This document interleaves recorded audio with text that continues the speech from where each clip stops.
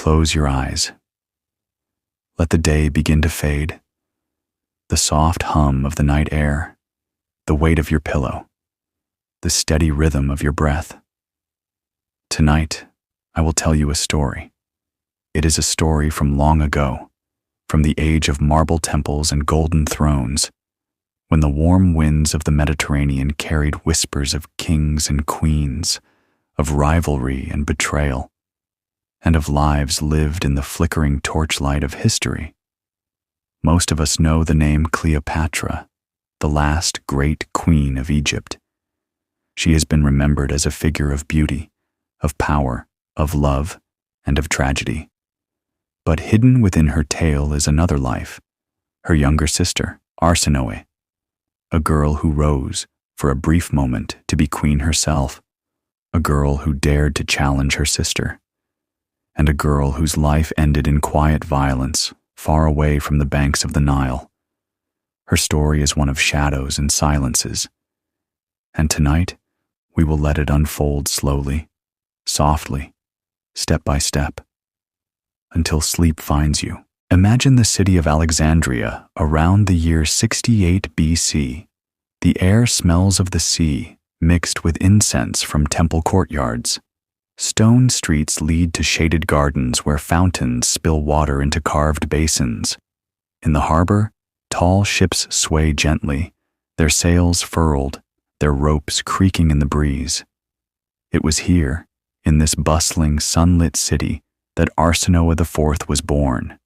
She was the daughter of King Ptolemy XII, known to history as Auletes, the flute player. The family Arsinoe was born into was not Egyptian by blood, but Macedonian Greek. 3 centuries earlier, after the conquests of Alexander the Great, one of his generals, Ptolemy, had taken Egypt for himself. His descendants ruled from Alexandria, keeping Greek customs while reigning over an Egyptian land. This was a dynasty unlike any other. Siblings often married one another to preserve their royal bloodline. Brothers and sisters sometimes shared both the throne and the marriage bed, and just as often, those same siblings fought one another to the death. It was not simply a family, it was a house of knives. In this world, Arsinoe grew up. She had older sisters, Berenice and Cleopatra. She had younger brothers, both named Ptolemy, each a pawn in the game of power. And in this world, love and loyalty were luxuries few could afford. When Arsinoe was still a child, her family was shaken by conflict. Her father, Ptolemy XII, was briefly forced from his throne by his own daughter, Berenice. Imagine the palace in those days, columns rising like tall trees, courtyards filled with anxious whispers. For a young princess, it must have seemed that power was something fragile, something that could be stolen overnight. Eventually, with the aid of Roman allies, her father returned. Berenice was executed, and Arsinoe learned, very young, the harshest lesson of her family. Power was survival. By the time her father died in 51 BC, Arsinoe was still a teenager. The throne passed to her older sister Cleopatra, then 18 years old, and to their younger brother, Ptolemy XIII, only 10. Together, they were supposed to rule. But nothing in the Ptolemaic world was ever truly shared. When Cleopatra was driven into exile, Arsinoe watched from the sidelines. Perhaps she saw in her sister a brilliant mind, daring and quick, but also dangerous. For Arsinoe, still so young, it was a time of decision. The year was 48 BC. Into the storm of Egyptian politics stepped Julius Caesar, the most powerful man of Rome. He had come chasing his rival Pompey, but what he found instead was a kingdom in chaos.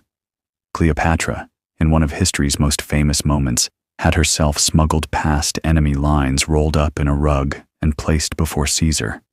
He was captivated, but Arsinoe was there too, in the palace, watching, listening.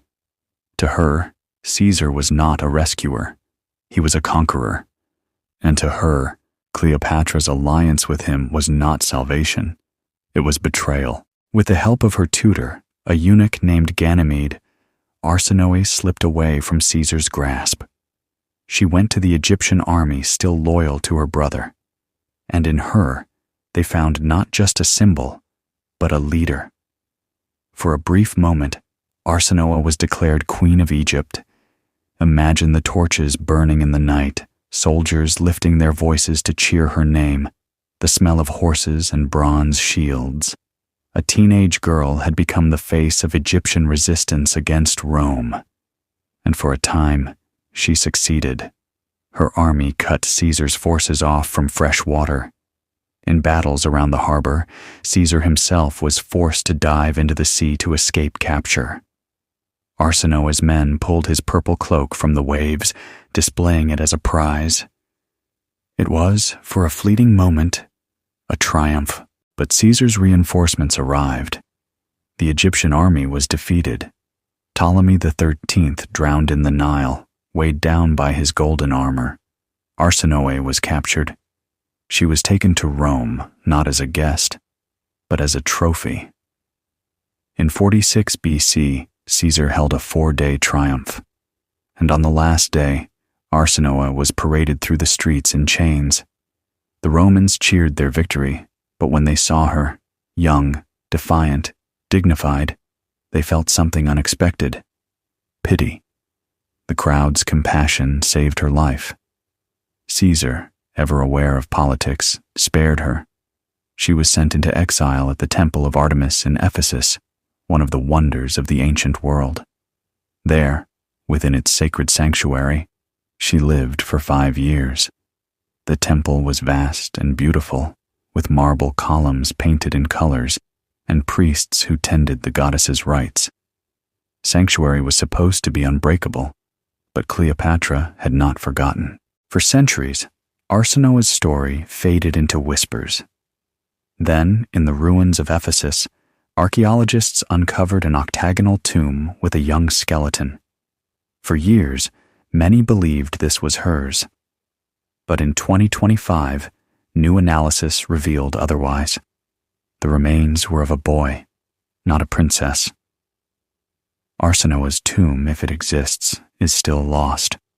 Her memory drifts now between history and myth, her body hidden, her story overshadowed by her sister's fame. And so ends the story of Arsinoe IV, a young queen who dared to claim a throne, who stood against Rome, who nearly captured Caesar himself, and who died because her sister could not allow her to live. As you rest now, think of the marble temples under the moon, the sound of the sea against the Alexandrian harbor, the quiet courtyards where shadows of queens still linger.